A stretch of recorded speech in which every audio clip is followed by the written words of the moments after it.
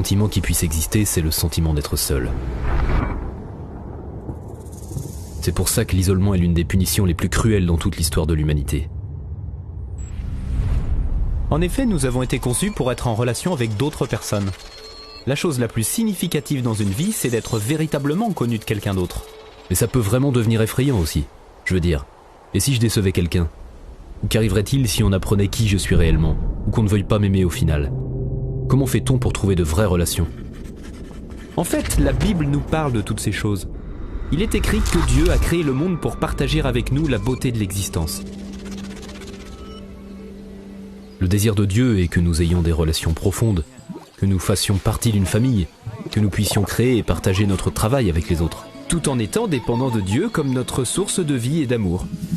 Mais le problème, c'est qu'il y a plein d'obstacles à cela. Il y a la solitude, la peur, la haine. La Bible avance qu'il s'agit du résultat d'une déconnexion avec Dieu. Sans Dieu, nous ne savons plus qui nous sommes vraiment. Mais au centre de l'histoire de la Bible, il y a Jésus qui veut nous ramener dans une relation avec Dieu. Jésus a déclaré que Dieu nous aime pour qui nous sommes, et qu'il nous appelle à entrer dans une relation avec lui, peu importe nos erreurs. Et quand tu réalises à quel point Dieu t'aime, et qu'il n'a pas honte de toi, ça change tout.